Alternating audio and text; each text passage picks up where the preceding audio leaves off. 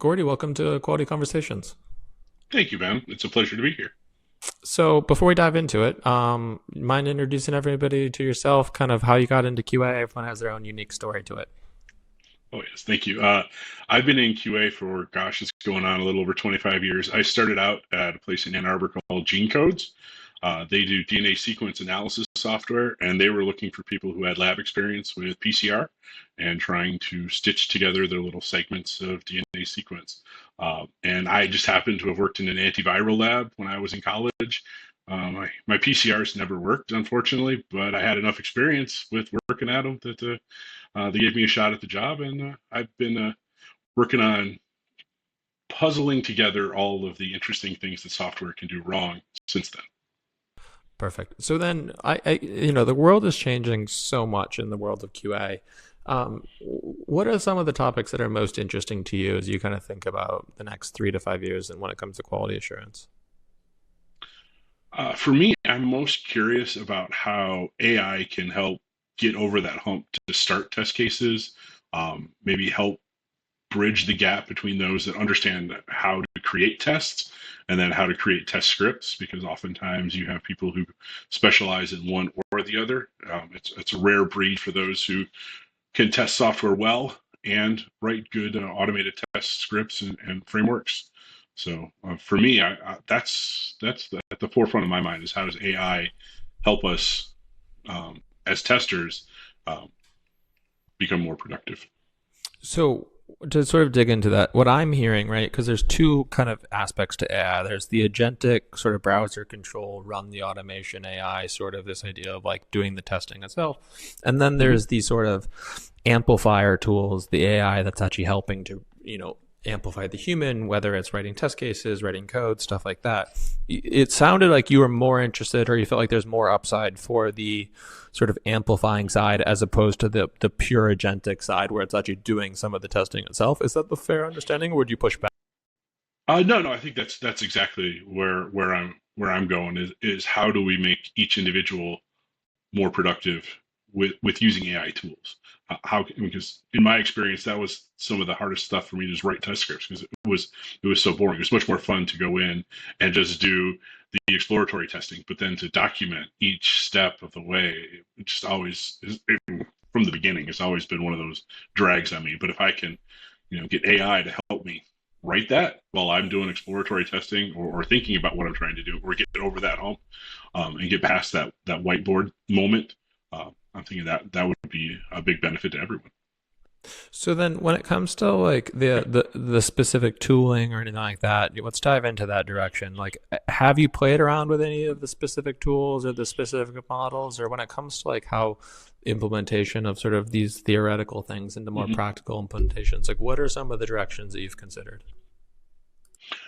One of the things I did this morning was just say, write me a quick little test script for entering some information into Google.com search bar, just to kind of see, what it comes back with in terms of what code it would give me, and then try to implement that into my own framework. So just little stuff like that I've been playing around with. Write me a quick test strategy.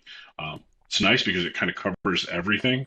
Oftentimes, as I would go through, I wouldn't think about some of the ilities until the very end of my test strategy after I've started to put test plans together. So it's nice to remind you, all of the little nooks and crannies that sometimes get overlooked. And how do you respond to people who think this is going to take everyone's jobs? It may take a few people's jobs, but I don't think it'll take everyone's job. You're always going to need some human in the loop somewhere, because candidly, I've been using AI for a few weeks, and I can't imagine. I can't tell you how many times it's hallucinated and tried to put one piece of information with another piece, and it was completely I'm trying to for instance trying to jazz up some cover letters, and it's taking some statistics from one bullet point and adding it to another experience that I've had. I'm like, no, that's not correct. If I'm experiencing that on simple things, I can only imagine what it's going to do and hallucinate when it gets to some of the larger pieces. So you're going to Yeah. need a human in there at some point.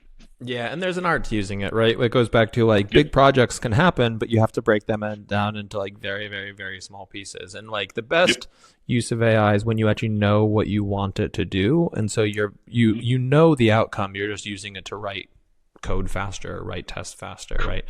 Um, and I tend to also agree with your perspective. I do think it will cause more efficiency because more people can do more. And therefore, you either have software companies who say, great, we can do more, or you have software companies who can say, oh, great, we can make more profit. And generally Yep. speaking, it's probably, unfortunately, the latter in some capacity. Yeah. I look at it as, going to an electric drill as opposed to a screwdriver when you're trying to do, home construction. I mean, a screwdriver works just as well, but if you have an electric drill, boom, it's just going to go that much faster. So AI is very much, that electric drill that's helping you go a lot faster. Yeah, no, it's a great analogy. So then, when it comes to sort of your own, I guess, development, you've had this really interesting long career. Where do you see yourself wanting to be in the next 5 to 10 years? Like, what are some of the sort of goals you have for your next opportunities? That's a great question. I think one of the things I've always really enjoyed is building teams.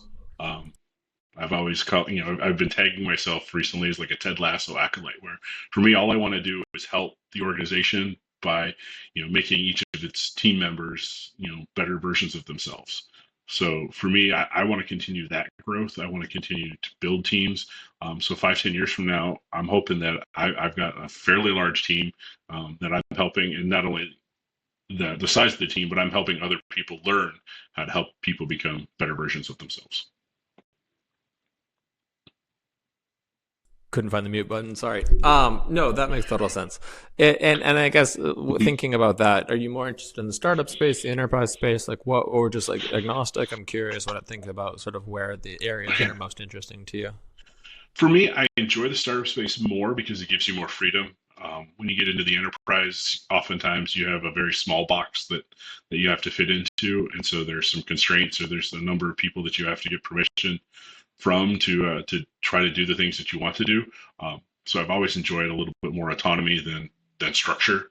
Uh, so I like smaller firms, but that also has its drawbacks in terms of its the whims of the economy and the world. Yeah, that makes total sense. So then, going back to kind of general QA topics, right? So we've talked about AI in general. I guess what are some of the other topics? Because AI is so top of mind for so many people. What are maybe some of the more understated topics that you find interesting these days? I've always loved seeing how much we can automate realistically, because there are some suites that run 7,000, 10,000, 20,000 test cases, and how do you make sure that those all run efficiently, effectively, and integrate those into a CI/CD pipeline so you're not sitting for an hour or two every time you try to make a build. For me, that balance of coverage versus smart coverage, if you will, versus just brute force. I'm just going to try everything, trying to uh, orchestrate the best possible regression suite that you can come up with. And I think to me that's always a fascinating journey to go down. Yeah, it's interesting. So I'm actually doing a talk this summer called "Testing Should Compound, Not Collide," and one of the things, sort of to echo your point, which is basically this idea of like one of the areas I see of a lot of waste in organizations is the relationship between white box and black box automation, and how much overlap and waste there is. Like an Mm-hmm. example being like, and just because it happened like a couple weeks ago, like they wanted a bunch of end-to-end test cases around discount functionality.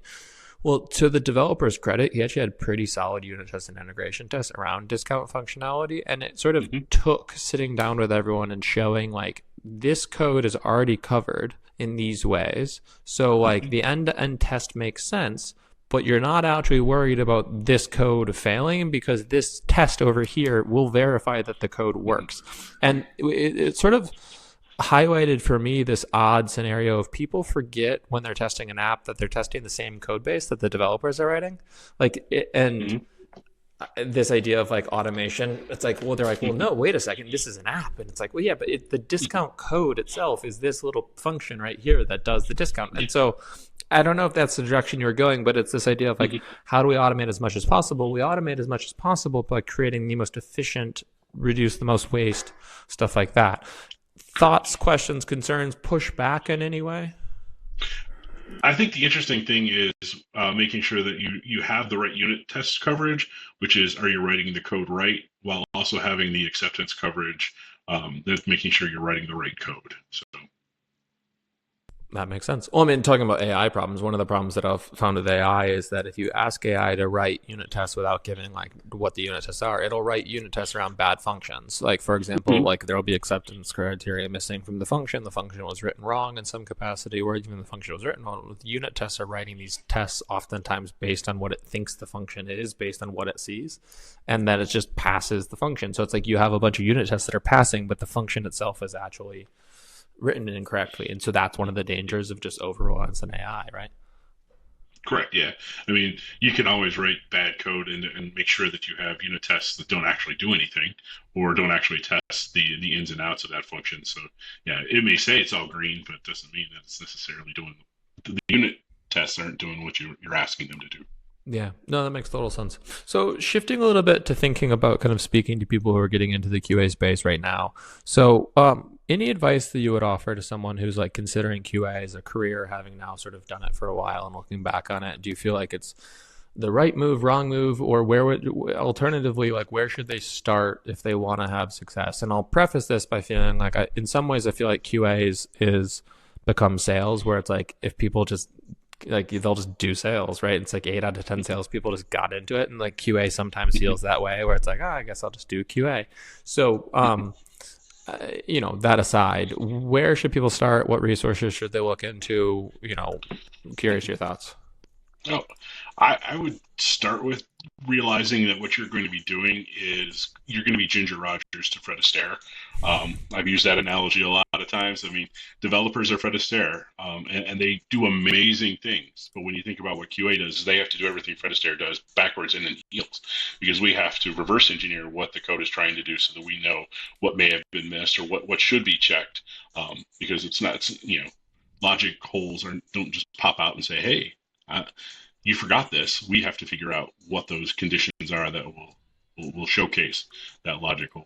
Uh, in terms of what people should look through, there's a lot of material online that people can go through. StickyMinds.com is where I got a lot of my stuff back in the day. I mean, I'm not even sure if it's still around, but that was stuff I would recommend that they talk to people in the space, just get to know, veterans that have gone through it. It's not a simple and easy thing to just do. You have to have a technical acumen. You got to love puzzles, because you're going to have to try and figure out what the developers forgot without actually having an in-depth conversation with them. You may have a few conversations with them, may have a few IMs going back and forth, but nothing that's going to give you insight into what the code is trying to do. Do you feel like the modern QA has to know code, or do you feel like they can get away without knowing code? I think at a certain level, you're going to have to jump in and be able to read code. Whether you write it is another thing, but you're going to have to be able to understand it at a particular level. You're not going to necessarily do code reviews and recommend this function or this structure or another, but you're going to have to be able to jump in at some point and debug it, or at least understand what it is the developer's trying to do. Cool. That makes total sense. Well, I'll leave the final minute up to you. Like final thoughts, words of advice. What would you leave the people with here in the last minute of the podcast? Oh, goodness, where to start? No, I would just say I appreciate your time, Ben, letting me explore some of the QA thoughts in AI, where we are today, where we're going. Thank you, and happy puzzling. Yeah, it's funny. Everyone has theirs. I say happy testing. Some people say happy puzzle, and it's like everyone has their own thing. I mean, because it's such a journey out there. Well, if you like the video, please feel free to like it. It goes a long ways. If you have questions for Gordy, please feel free to drop them in the comments below, and we'll try to make sure they get answered. If you want to keep an eye out for future content, please subscribe to the channel. That also helps a lot. And with that, we will see you for a future episode. Gordy, thanks so much for joining the Quality Conversations. Thank you, Ben. It was a pleasure and an honor. All Have a right. great one. See you, folks.